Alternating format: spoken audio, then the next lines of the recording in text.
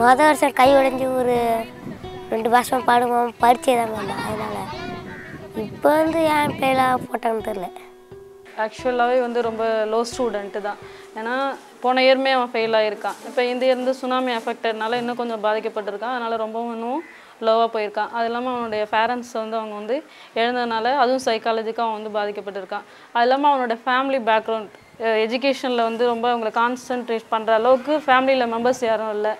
இப்போ வந்து படிச்சுக்கிறான் இப்போ படிக்க வரான் கேட்கக்கூடாது. ஆனால் அதுக்கு தான் படிச்சுக்கிறான் இந்த பத்திரிக்கை எடுத்து படுறா அப்படின்னு சொல்லுவோம்.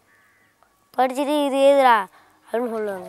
மற்றபடி வேலைக்கு போகிறனா இல்லை, இந்த தொழிலுக்கு போகிறது தான் இருக்குது. இந்த படித்து தொழிலுக்கு போகிறது ஒரு ஆர்வத்தில் தான் வந்து போய் ஆகணும். சரி, நம்ம முன்னாடி தொழில் பார்க்கல, ஆர்வத்தில் போய் ஆகணும். இப்போ போய் நம்ம வந்து அந்த 2 நாளைக்கு போய் அந்த துணிச்சல் வரணும். இப்போ 7 மாதம் ஆகுது இப்போ தொழில் பார்த்து.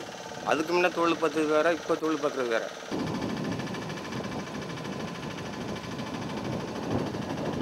இந்த மாதிரி எதிர்காலம் நல்லா இருக்கும் அப்படின்னு எதிர்பார்க்கணும்.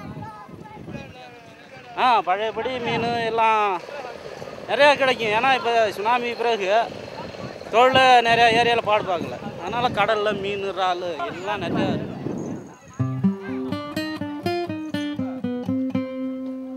ஒரே நம்ம போகிற வர கடல் போகிறது வர்றது, இப்போ வலை பத்திட்டு போகிறது எல்லாமே ஒரு கஷ்டம் தான்.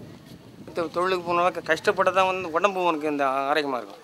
மரம் போட்டு வந்தானே அது வந்து அதுவும் தொழிலுக்கு சமம் தான். அது சீமூர் போட்டு வந்தோன்னா இதுவும் கொஞ்சம் கஷ்டம் தான். அது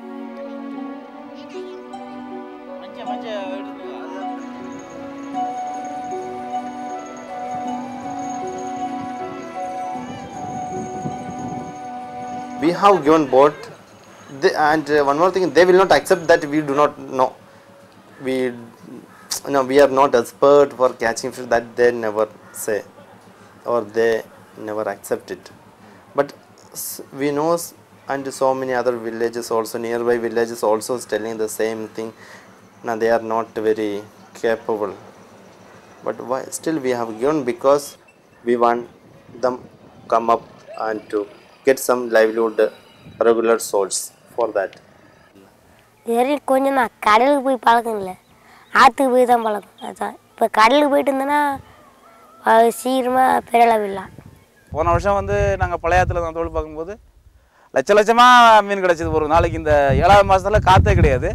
அதே சமயத்தில் மீன் நிறையா காணாத மீன் சொல்கிறது வந்து ஒரு நாளைக்கு ஒரு போட்டு குறைஞ்சது 1 லட்சம் 1.5 லட்சம் இப்படி தான் தேடிட்டு தொடர்ந்து ஒரு 15 நாள். இப்போ நாங்கள் போய்ட்டு போன வருஷம் ஒரு 15,000 20,000 சம்பாரிச்சேன். சும்மா நான் ஒரு தொழிலாளியாக போனது.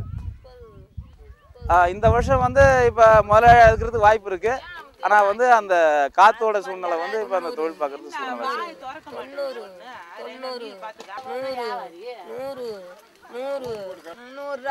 90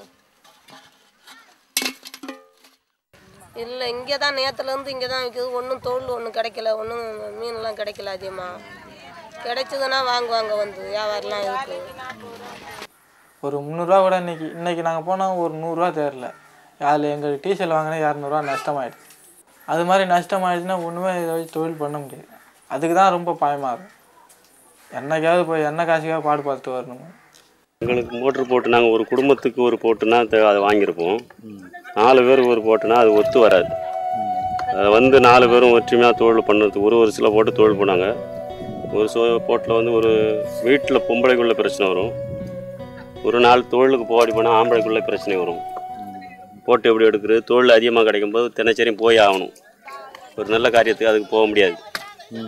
அதில் பிரச்சனைகள் ஆகணுன்ட்டு தான் எங்களுக்கு அந்த போட்டு வேண்டியதில்லை. இந்த ஒரு குடும்பத்துக்கு ஒரு தோணி சொன்னது, நாங்கள் தோணி வாங்கிட்டோம்.